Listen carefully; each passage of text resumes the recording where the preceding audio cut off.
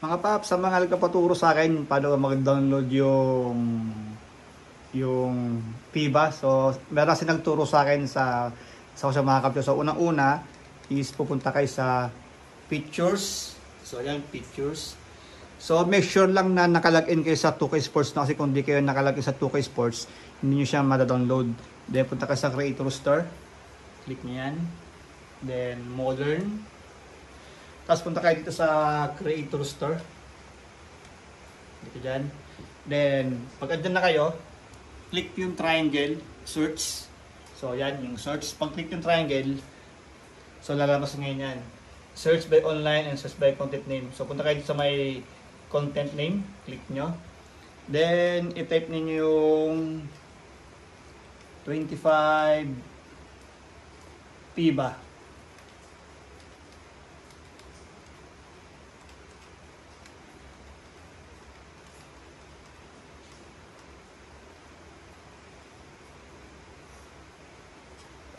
Then search. So wait lang siya, lumabas yun. Okay na. So lumabas din 25 FIBA. So i-download nyo lang. So download nyo siya, X nyo. Yan, i-download nyo lang siya. So ito na siya, no? Na-download na. Pagka na-download na, ito yung mag-appear. So yan, si Klay Thompson, nasa Bahamas. Yan, Japan, Croatia. Ito, marami to, lahat ng count nito. May Philippines pa. No? So ngayon, i-save nyo siya. Save ko lang siya ng Save Rooster. Yan. Tapos bala na kayo kung anong gusto nyong file. Kung mag-create kayo ng new. Ako sa ginawa ko, FIBA ang name. Okay? So ganoon na siya kadali mag-download. Ngayon, doon tayo ngayon sa paano maglaro ng playoffs. Shortcut na kagad. So sa paglaro ng playoffs na wala kagad siya sa playoffs, so kailangan nyo muna siyang pumunta sa season. So punta ka dito sa may NBA eras. Then may NBA. Then ito yung ngayon na nilalaro ko. So gawa lang tayo ng bago para maturuan kayo. So pag-click nyo ng new. Modern era.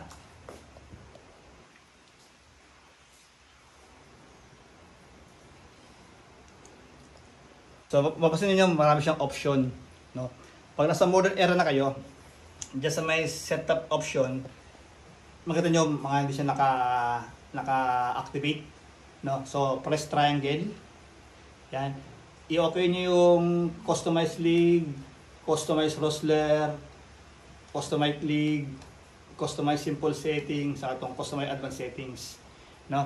Then circle, balik kayo. Yan, ako kasi dinidisable ko na lahat yung mga yan. Disable, online, wala.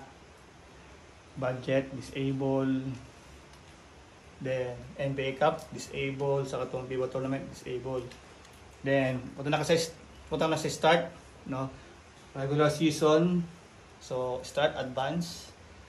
So, dyan, lalabas ngayon to, no? Then, punta ngayon sa user created roster. Tax niya yan.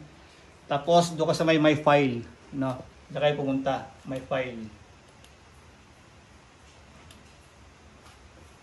So, dyan nyo naman na-download din yung FIBA. So, since ang ginawa kong file name is FIBA, so dyan na ako pupunta sa FIBA. So, pag-click mo, na siya.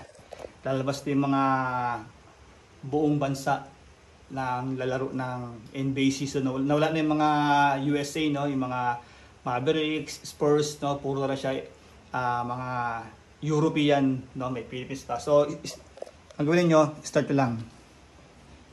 Then ito, no? Para mabilis kayo mag-simulate ng season, sa bagay nyo lang to 82 games to 17. Then, ako kasi pag naglalaro ako sa 12 minutes. Yan, 12 minutes. Okay. Tapos settings, okay. Ulit. Start ulit. No, yan nakasetting na, no. Tapos sa off season, dito ginagawa ko dito yung injuries, no. In-off ko. Yan. Then next. So yun lang. No, start na. Yan, wala na yan. Advance mo lang yan. So yan. Pipili ka na ngayon ng team. So pwede kang mamili ng Philippines or USA. So USA tayo. So start.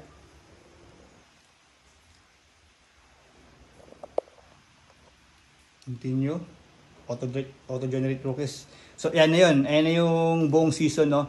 So, since ang sinet ko is 17 games, so, ito na ako sa dulo. Then, X. Then, simulate regular season para ano dun ka doon sa playoffs na, ay, hindi ko pala naset yung yung playoff games, no? Na best of 7 ko siya. Pero ang gawin nyo lang siyang best of 1, no? Para isang game lang ang elimination. So, yan. Click ko lang siya para yung season matapos na. So, tapos na yung simulation. So, ito na yung mga awardings. So, MVP. Ayan. So, ayan na sila. So, start mo na yan. No? So, ito na yung playoffs. No? So, ginagawa ko, itong tournament. So, inaano ko na lang yan. Simulate play-in na kagad yan. So, ito na yun. So, ito na yung playoffs. Ayan na.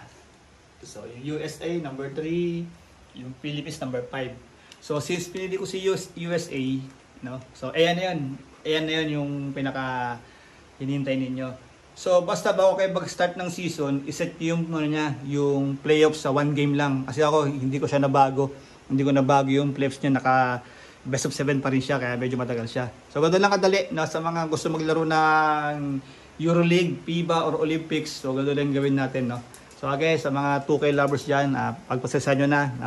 Itong, dahil marami nag-request sa akin, marami nag-PM sa akin. So, ito lang po yung ginawa ko para isang turo na lang sa lahat. Okay, enjoy the game. Bye.